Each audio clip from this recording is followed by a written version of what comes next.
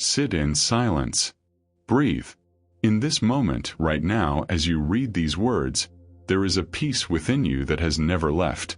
It is there beneath all the noise, patiently waiting for you to recognize it. You do not need to create it. You do not need to deserve it. You only need to stop poisoning it. The poison we willingly drink. There is an old Zen story about a monk who carried a heavy sack of rocks up a mountain. When another monk asked why he carried such weight, he replied, "I don't know. I forgot I could put it down." How many rocks are you carrying right now that you've forgotten you can release? The resentment you hold as if it were a precious treasure, when in reality it is a poison you drink yourself, hoping it will make someone else sick. The worry about a future that does not yet exist, that invisible enemy you fight every night in your mind while the present slips through your fingers like sand. The attachment to how things should be, how people should behave, how your life should look. Should. That small word carries so much suffering in its belly. The illusion of control. Watch a river. It does not push the water. It simply allows it to flow. Water does not resist rocks, it moves around them. When it meets an obstacle, it does not complain that the rock should not be there. It finds another path or gathers patiently until it overflows gently. You, on the other hand, stand in front of the rocks in your life demanding that they move. You exhaust yourself pushing against what is instead of flowing with what is. Control is a seductive illusion. It whispers that if you worry enough, plan enough, cling tightly enough, you can avoid pain, loss, and change. But life is change. Resisting change is like resisting breathing. What would happen if you let go of the need to control? This is not about giving up on life or becoming passive. It is about distinguishing between what you can influence and what you cannot, between conscious action and exhausting resistance. You can influence your actions. You cannot control outcomes. You can influence your words. You cannot control how they are received. You can influence your effort. You cannot control all external factors. Let go of the rope in the tug-of-war and watch how, paradoxically, you gain more peace than you ever did by resisting. The sacred art of forgiveness. Forgiveness is not for the person who hurt you. Forgiveness is the key to your own prison cell. Imagine every resentment you carry as an invisible thread tying you to that person, that moment, that pain. Each time you replay the story, each time you feed the anger, you weave that thread tighter. You become a prisoner of someone who may not even be thinking about you. Forgiveness does not mean what happened was okay. It does not mean forgetting or blindly trusting again. Forgiveness means releasing your emotional investment in the past.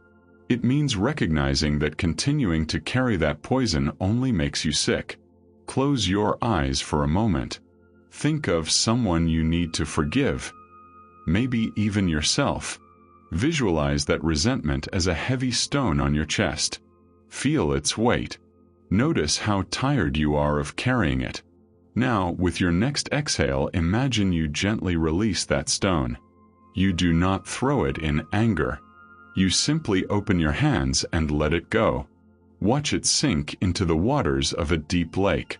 The ripples spread, then everything becomes still again. Breathe into the empty space the stone left behind. That lightness is your natural right. The tyranny of expectations. Your expectations about how life should be are the distance between you and your peace. You expect people to behave in certain ways. You expect your efforts to produce specific results. You expect the world to be fair, love to be eternal, pain to be avoidable. And every time reality does not match your mental script, you suffer. You do not suffer because of what is. You suffer because of the gap between what is and what you expected. There is radical beauty in accepting what is without giving up on working toward what could be. That is the difference between acceptance and resignation. Resignation says, nothing matters. Nothing will change. Acceptance says, this is what is right now, and from this place of clarity I can respond consciously. When you release rigid expectations, you do not lose your dreams or values. You simply stop suffering when life does not follow your perfectly designed plan. You stop fighting reality. And that fight is the source of most of your suffering. The weight of other people's opinions. How much of your life energy do you waste worrying about what others think of you? Every person in your life holds an opinion about you, a mental image of who you are. They are all different, all incomplete, all filtered through their own experiences, wounds, and projections. Which one is the real you? None of them. All of them. The question itself makes no sense.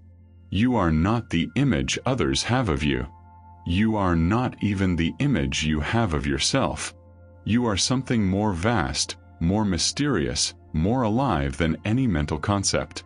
When you try to meet everyone's expectations, you become an exhausted chameleon who has forgotten their own color. When your peace depends on external approval, you have placed it in the hands of people who do not fully know themselves. Let go of the need to be understood by everyone. It is neither possible nor necessary. People will see you through their own filters, and that is okay. Your task is not to control how you are seen. Your task is to live with integrity and authenticity, and let that be enough. True freedom begins when you stop being a prisoner of other people's opinions. Comparison, the thief of joy. Right now, someone in the world has more money than you. Someone is more successful, more beautiful, more talented, apparently luckier. And it will always be this way because there will always be someone ahead of you in whatever measure you choose. Comparison is a game you can never win.